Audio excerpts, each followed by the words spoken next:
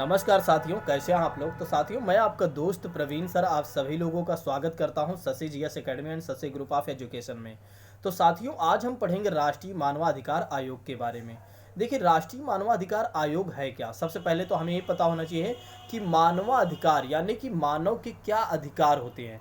अगर आपको मानव के अधिकार के बारे में पता चल जाएगा तो इस जो आपका ऑर्गेनाइजेशन है, जो आयोग है, इस आयोग का गठन करने के पीछे का उद्देश्य भी आपको पता चल जाएगा। देखिए, सबसे पहले हमें क्या पता होना चाहिए कि भैया एक मानव है और एक मानव के क्या क्या अधिकार होने चाहिए। देखिए, एक मानव के अधिकार ये होने चाहिए कि वह कैसा हो, स्वतंत्र होना चाहिए, कि वह व्यक्ति कहीं भी आ जा सकता है, कहीं भी घूम सकता है, कहीं पर भी नौकरी कर सकता है, कहीं पर भी एक तरीके से संघ बना सकता है। मतलब किसी भी प्रकार के संघ बनाना है, संघ बना सकता है, कोई कंपनी स्थापित करना चाहता है, कुछ भी करना चाहता है तो उस कर सकता है। लेकिन अब मानवाधिकार ये उसके अधिकार हो गए, लेकिन अगर आप सोचो ये सारे अधिकार में उसकी कोई बाधा डालने लगे, ये सारे अधिकार में उसकी कोई बाधा डालने लगे कोई व्यक्ति आकर, तो उसे क्या कहा जाएगा, मानवाधिकार उल्लंघन कहा जाएगा या मानवाधिकार हनन कहा जाता है। ठीक है, तो मानवाधिकार क्या होता है, मानव के अधिकार, मानव के अधिकार। तो उसके बीच में कौन आता है, जब किसी व्यक्ति के अधिकारों का कोई हनन करता है, चाहे वो सरकार करती हो, चाहे वो कोई जुडिशियल करती हो, या कोई व्यक्ति करता हो, या कोई संस्था करती हो, कोई भी व्यक्ति किसी व्यक्ति के मानव अधिकारों का हनन करता है तो उसके बीच में आता है कौन, आपका राष्ट्रीय मानवाधिकार आयोग आता है। वो क्या करता है, इनके बीच की कड़ी को समझता है और उनके अधिकारों को संरक्षण देने का काम करते हैं आपके राष्ट्रीय मानवाधिकार आयोग। तो आइए बात करते हैं आज मानवाधिकार के प्रति हमें क्या क्या जानना है, या मानवाधिकार को हम बहुत अच्छे तरीके से समझेंगे कि मानवाधिकार का गठन कब हुआ था, इसके बारे में भी आज हम बहुत अच्छे से विस्तार पूर्वक समझेंगे। देखिए, पहली चीज़ यहाँ पर कहा जा रहा है कि यह संदर्भ मानव अधिकारों के प्रति बढ़ती जागरूकता और मानव की गरिमा के संघर्षों के बारे में जानकारी हमें देता है। जैसे कि बात करते हैं कि विभिन्न क्षेत्रों में मानव अधिकार उल्लंघनों के गुजरात दंगे जैसे कई मामले हमने देखा। देखिए, जैसे कि गुजरात में दंगे हुए थे, और गुजरात में दंगे हुए थे तो मानव के अधिकारों का भी उल्लंघन किया गया। दूसरी चीज़ें हैं, उसमें कई मामले निकल कर सामने हैं। और साथ ही साथ अभी आपने किसानों के आंदोलन देखे, तो किसानों के आंदोलन में भी कई ऐसे लोगों को, चाहे वो पुलिसिंग व्यवस्था की बात करें या किसानों के अधिकारों की बात करें, तो कहीं ना कहीं उनके मानव अधिकार, जो उनके अधिकार हैं, स्वयं के अधिकार हैं, उसका उल्लंघन किया गया।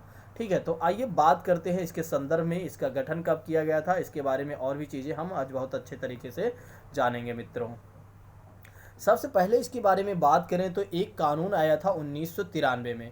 1993 में एक कानून बनाया गया और एक कानून बनाकर इसका गठन कर दिया गया। इसके बारे में आगे हम बात करेंगे भी और अच्छे तरीके से। और दूसरी चीज़ें बात करें तो यह एक स्वतंत्र आयोग है। यह कैसा आयोग है, स्वतंत्र आयोग है। इसके बारे में आप ध्यान रखिएगा कि जो आपका राष्ट्रीय मानवाधिकार आयोग है, NHRC जो है, नेशनल ह्यूमन राइट्स कमीशन जो है आपका, वो कैसा आयोग है, स्वतंत्र आयोग है। आपके एग्जाम में कई बार यह प्रश्न ये पूछे जाते हैं कि कई बार यह प्रश्न पूछा जाता है कि आपका जो NHRC है, क्या यह स्वतंत्र आयोग है या नहीं। तो हाँ, आप ध्यान रखिएगा, स्वतंत्र आयोग है। और किस तरह का आयोग है, कैसे है, जिस तरह की आपकी न्यायपालिका है, न्यायपालिका जैसे कि आपकी सुप्रीम कोर्ट है, आपके हाई कोर्ट है, आपके डिस्ट्रिक्ट कोर्ट है, ये जो आपकी न्यायपालिका है, न्यायपालिका जो है एक तरीके से पूरी तरीके से स्वतंत्र है, सरकार से पूरी तरीके से स्वतंत्र है। और इसीलिए इसे बोला गया है कि यह भी एक न्यायपालिका के जैसे ही यह आयोग क्या है, स्वतंत्र है।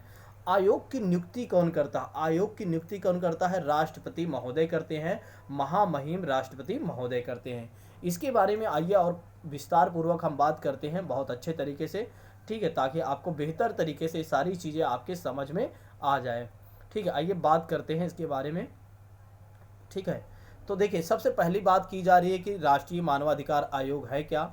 ठीक है, इसमें आप देख सकते हैं।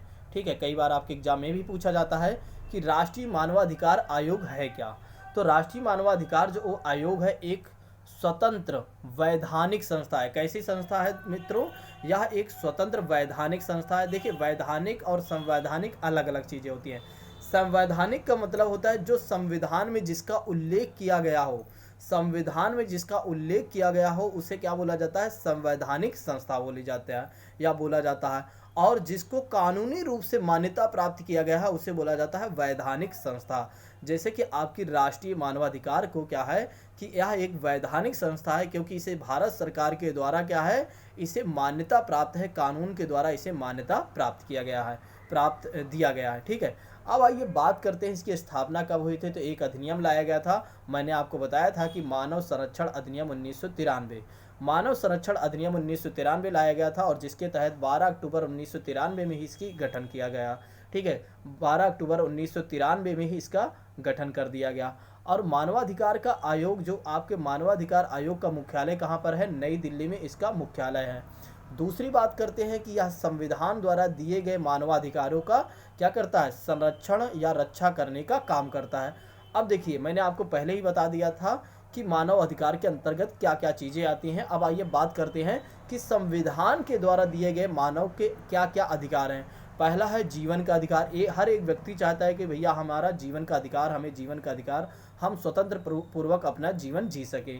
और स्वतंत्रता का अधिकार का मतलब क्या कहता है कि स्वतंत्रता पूर्वक हम कहीं भी आ जा सकते हैं, घूम सकते हैं अपने देश में बिना किसी डर के।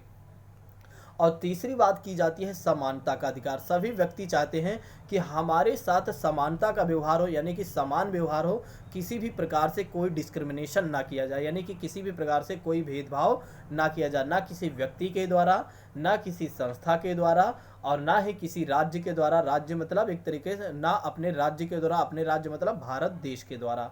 ठीक है, अब आइए बात करते हैं कि आयोग की संरचना की बात करते हैं। ठीक है, आयोग की संरचना या संशोधन के उपरांत, देखिए इसमें संशोधन के पहले क्या था इसके बारे में भी हम आज बात करेंगे, और संशोधन के उपरांत क्या क्या बदलाव किया गया इसके बारे में भी हम बात करेंगे। देखिए एनएचआरसी जो है एक बहुसदस्यीय संस्था है। एनएचआरसी जो है एक बहुसदस्यीय संस्था है, और इसके अध्यक्ष और सदस्यों की नियुक्ति कैसे किया जाता है, राष्ट्रपति द्वारा, लेकिन प्रधानमंत्री की अध्यक्षता वाली एक उच्च स्तरीय समिति होती है, और जो संसद के दोनों सदनों के मुख्य विपक्षी दल के नेता और मुख्य विपक्षी दल के नेता वगैरह और केंद्रीय गृह मंत्री के सिफारिश पर की जाती है। चलो आइए बात कर लेते हैं कि उच्च स्तरीय समिति में कौन कौन होता है। तो प्रधानमंत्री अध्यक्ष होते हैं, बाकी इसके सदस्य कौन होते हैं, लोकसभा अध्यक्ष, राज्यसभा के उपसभापति होते हैं, और आपके संसद के दोनों सदनों के मुख्य विपक्षी दल के नेता होते हैं, और साथ ही साथ आपके केंद्रीय गृह मंत्री यानी कि होम मिनिस्टर होते हैं। तो ये आपकी समिति होती है, और इसके सिफारिश पर ही राष्ट्रपति महोदय क्या करते हैं, एनएचआरसी के जो अध्यक्ष होते हैं और उनके सदस्यों की नियुक्ति करते हैं। अब आइए बात करते हैं इसके बारे में और भी क्या कहा जा रहा है। तो अध्यक्ष और सदस्यों का कार्यकाल 3 वर्ष या 70 वर्ष की उम्र में जो भी पहले हो जाता है वही इसका कार्यकाल होता है। देखिए 3 वर्ष का मतलब, जैसे मान लो सपोज दैट आप मान लो एक तरीके से 68 के हैं, ठीक है, 68 की एज में है, और आपको बना दिया गया, इसमें बनता कौन है, सुप्रीम कोर्ट के मुख्य न्यायाधीश होते हैं ज़्यादातर। ठीक है, इसके बारे में और भी बात करेंगे। मान लो 68 के आप हैं तो 68, 69, 70, ठीक है, और 71, तो 3 साल का आपका कार्यकाल हो गया। अब मान लो सपोज दैट आप 71 साल के हो, सॉरी, अब मान लो आप एक तरीके से 68 साल का हो, सॉरी एक मिनट मित्रों, चलो इसके बारे में, जैसे मान लो आप 65 साल के हो, तो 65 साल में 3 साल आपका 65 3 कितना हो गया, 68 साल हो जाएगा, तो इसमें आप रिटायर हो जाएंगे, 3 साल पे ही हो जाएगा। और 70 साल का मतलब ये हो जाता है, मान लो आपको 69 साल में ही आयोग का अध्यक्ष बनाया गया, तो 69 1 70 यानी कि 1 साल में ही आपका कार्यकाल समाप्त हो जाएगा। ठीक है, तो इसको आपको आई होप कि समझ में आ गया होगा। अब आइए बात करते हैं इसके संदर्भ में और भी क्या चीज़ें होती हैं। तो इन्हें इनके पद से केवल तभी हटाया जाएगा। देखिए जो आपके अध्यक्ष होते हैं और सदस्य होते हैं, इनको तभी हटाया जा सकता है जब उच्चतम न्यायालय के मुख्य न्यायाधीश, जब उच्चतम न्यायालय के न्यायाधीश की जांच इन पर दुराचार या असमर्थता जैसे आरोप सिद्ध हो जाते हैं, तभी इनको इनके पद से हटाया जा सकता है। और इसके अतिरिक्त आयोग में 5 विशिष्ट विभाग होते हैं। देखिए आयोग में क्या है, 5 विशिष्ट यानी कि स्पेशल विभाग, डिपार्टमेंट है। पहला है जो आपका विधि विभाग, दूसरा आपका जांच विभाग, तीसरा आपका नीति अनुसंधान, और चौथा आपका है कार्यक्रम विभाग, और नेक्स्ट आपका है प्रशिक्षण विभाग और प्रशासन विभाग हैं। इसके जो है 5 प्रमुख अंग हैं या 5 प्रमुख विशिष्ट विभाग हैं। और दूसरी बात करते हैं, राज्य मानवाधिकार आयोग में अध्यक्ष एवं सदस्यों की नियुक्ति कौन करता है? राज्यपाल के द्वारा की जाती है। बिल्कुल प्रक्रिया वही होगी जो आपके प्रधानमंत्री वाली थी, तो यहाँ मुख्यमंत्री की अध्यक्षता वाली उच्च स्तरीय समिति के सिफारिश पर की जाएगी। देखिए एक चीज़ और भी मैं आपको बताना चाहूँगा इसके संदर्भ में। देखिए जिस तरह आपका एनएचआरसी होता है यानी कि नेशनल ह्यूमन राइट्स कमीशन होता है, उसी तरह आपका एसएचआरसी होता है। स्टेट में भी आपका क्या होता है? स्टेट ह्यूमन राइट्स कमीशन भी होता है। ठीक है, तो इसको भी आप ध्यान रखिएगा। अब आइए बात करते हैं इसके बारे में और भी चीज़ें क्या हैं। ठीक है, तो अब बात करते हैं कि इस अधिनियम में क्या क्या बदलाव किया गया है। तो इस अधिनियम के अंतर्गत आयोग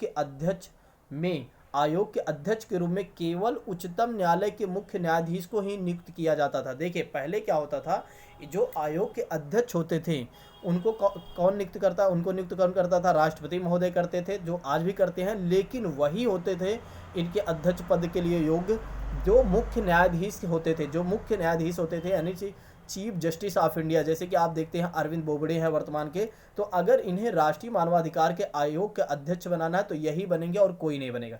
लेकिन इसमें एक संशोधन किया गया और संशोधन के बाद कहा गया कि अब जो है उच्चतम न्यायालय के जो मुख्य न्यायाधीश के साथ साथ अन्य भी उच्चतम न्यायालय के जो अन्य न्यायाधीश भी हैं वे भी इसके योग्य हैं, ये भी आप ध्यान रखिएगा। ठीक है, अब वे भी इसमें अध्यक्ष बन सकते हैं। और दूसरी बात करते हैं, इस अधिनियम में 2 सदस्यों की नियुक्ति का प्रावधान था। देखिए पहले क्या किया गया था कि इसमें केवल और केवल 2 सदस्यों की ही नियुक्ति की जाती थी, लेकिन अब क्या कर दिया गया इस संशोधन में, अब इसमें 3 सदस्यों को बढ़ाकर कर दिया गया। लेकिन 3 सदस्यों के साथ साथ एक महिला सदस्य का होना भी आवश्यक है। अब क्या कर दिया गया है, राष्ट्रीय मानवाधिकार में क्या कर दिया गया है, 3 सदस्यों, एक अध्यक्ष। पहले क्या था, एक अध्यक्ष 2 सदस्य होते थे, लेकिन अब क्या कर दिया गया, एक अध्यक्ष आपके 3 सदस्य होने चाहिए और 3 सदस्यों में कम से कम एक महिला होना आवश्यक है, ध्यान रखिएगा। देखिए अब इस अधिनियम के अंतर्गत पहले यानी पूर्व में क्या होता था कि राष्ट्रीय अनुसूचित जाति आयोग के अध्यक्ष और राष्ट्रीय महिला आयोग के अध्यक्ष को ही मानवाधिकार के सदस्य होते थे। लेकिन अब क्या कर दिया गया है, राष्ट्रीय पिछड़ा वर्ग आयोग यानी कि जो आपके NCBOBC है जो, इसके भी आयोग के अध्यक्ष और राष्ट्रीय बाल अधिकार संरक्षण आयोग के अध्यक्ष और दिव्यांगों के लिए आयुक्त को भी NHRC का सदस्य नियुक्त किया जा रहा है। अब क्या कर दिया गया है, जो आपके पहले 3 ही होते थे, ठीक है, जिनके बारे में हमने बताया, अब इसमें क्या कर दिया गया है कि NCBC को भी ले लिया गया है और साथ ही साथ बाल अधिकार संरक्षण आयोग के अध्यक्ष के साथ साथ आपके दिव्यांगजन के जो आपके मुख्य आयुक्त होते हैं उनके भी सदस्यों को उनके भी अध्यक्ष को क्या कर दिया गया, इसमें सदस्यता दी जाएगी, यानी कि वे भी इसके सदस्य होंगे मित्रों। ठीक है, अब आइए बात करते हैं इसके बारे में और भी चीज़ें। तो वही चीज़ें यहाँ पर है भी। ठीक है, तो जो पहले मैंने आपको बताया ऊपर कि संशोधन से पहले क्या था और संशोधन के बाद क्या किया गया, तो वही मैंने आपको बताया कि पहले केवल और केवल उच्चतम न्यायालय के मुख्य न्यायाधीश ही इसके अध्यक्ष होते थे। लेकिन अब क्या हो गया है कि मुख्य न्यायाधीश के साथ साथ अन्य उच्चतम न्यायालय के मुख्य न्यायाधीश भी इसके अध्यक्ष हो सकते हैं। और दूसरी बात मैंने बताया था कि इस अधिनियम में ऐसे 2 सदस्यों की नियुक्ति का प्रावधान था जिन्हें मानवाधिकार के क्षेत्र में व्यापक समझ और ज्ञान होना था। लेकिन अब क्या कर दिया गया है कि संशोधन के बाद इस संख्या को बढ़ाकर क्या कर दिया गया है, 3 कर दिया गया। इसमें कम से कम एक महिला का सदस्य होना आवश्यक है। देखिए एक बात, इस बात को ध्यान में समझिएगा, जो 3 लोगों के अन्य सदस्यों की बात की गई थी, जो आपके वो सब SC ST OBC, ठीक है, और दिव्यांगजन, वे लोग उनके आयोग के अध्यक्ष के सदस्य तो होंगे, लेकिन 3 और लोगों की भी बात की गई है, जो मैंने आपको बताया था। 3 और लोग कौन कौन से होंगे, जिन्हें क्या होना चाहिए, कम से कम मानवाधिकार के क्षेत्र में व्यापक ज्ञान होना चाहिए, व्यापक ज्ञान और समझ होना चाहिए, और इनमें 3 होना चाहिए। देखिए पहले क्या था, 2 का प्रावधान था, अब 3 का कर दिया गया, जिसमें एक महिला सदस्य का होना बहुत ही आवश्यक है। अब आइए बात करते हैं अगले पॉइंट की। तो जैसे कि मैंने आपको पहले ही बता दिया कि राष्ट्रीय अनुसूचित जाति जनजाति आयोग के अध्यक्ष और राष्ट्रीय महिला आयोग के ही अध्यक्ष इसके मानवाधिकार के सदस्य होते थे। लेकिन अब क्या कर दिया गया है, आपको OBC यानी कि राष्ट्रीय पिछड़ा वर्ग आयोग के भी इसके सदस्य अध्यक्ष जो है सदस्य बनेंगे, और बाल अधिकार संरक्षण आयोग के अध्यक्ष और इसके सदस्य बनेंगे, और दिव्यांगजन के लिए जो मुख्य आयुक्त होते हैं वे भी इसके अब सदस्य नियुक्त किए जाएंगे। ठीक है, तो इसको आप ध्यान रखिएगा क्योंकि आपके एग्जाम में कई बार यह एग्जाम में पूछ लिया जाता है। ठीक है, अब आइए बात करते हैं इसमें बहुत ही महत्वपूर्ण पॉइंट क्या है कि संशोधन से पहले क्या और था।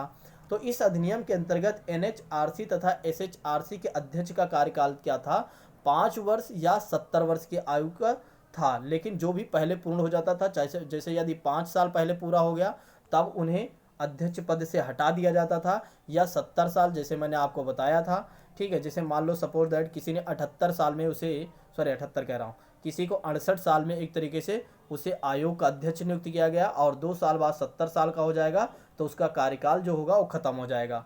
ठीक है, और मान लो किसी को 65 वर्ष में किया गया, 65 वर्ष की उसकी आयु है, तो उसका 5 साल कार्यकाल पूरा हो गया तब भी वह आयोग पद से, अध्यक्ष पद से हट जाएगा। या 61 साल का है तो 5 साल को पूरा कर लेता है तो उसे आयोग पद से, उसे आयोग पद के अध्यक्ष पद से उसे हटना होगा। ठीक है, तो आई होप कि आपको समझ में आ गया होगा। ठीक है, देखिए पहले क्या था, 5 वर्ष था, लेकिन अब उसी को क्या कर दिया गया है, आपकी 3 वर्ष कर दिया गया। आप कार्यकाल कितना वर्ष कर दिया गया है, ध्यान रखिएगा, कार्यकाल बहुत पूछा जाता है। कार्यकाल जो है आपका 3 वर्ष कर दिया गया है, इसको आप जरूर ध्यान रखिएगा। और साथ ही साथ इसमें ये भी कहा गया है कि आपकी 3 वर्ष यानी कि 70 वर्ष जो पहले थी, पूर्वत आयु कह दी गई ना, आयु सीमा पूर्वत ही रहेगी, तो 70 वर्ष जो पहले थी वो आज भी वही 70 वर्ष ही रहेगी। ठीक है, लेकिन कार्यकाल 3 वर्ष आप जरूर ध्यान रखिएगा, 5 साल आप हटा दिया गया। दूसरी बात करते हैं, इसके अतिरिक्त एनएचआरसी और एसएचआरसी के अध्यक्ष की पुनर्नियुक्ति का भी प्रावधान कर दिया गया। देखिए अब क्या कर दिया गया है कि आपका जो अध्यक्ष होते थे उनका कार्यकाल यदि पहले समाप्त, 70 साल के पहले ही समाप्त हो गया, मान लो एक तरीके से किसी ने 61 या 62 साल में उसकी कार्यकाल समाप्त हो गया, या 61 में बनता है और 65 में समाप्त हो जाता है, या 66 में समाप्त हो जाता है, तो दोबारा भी वह अध्यक्ष पद के लिए नियुक्त किया जा सकता है। अब यह भी प्रावधान कर दिया गया है।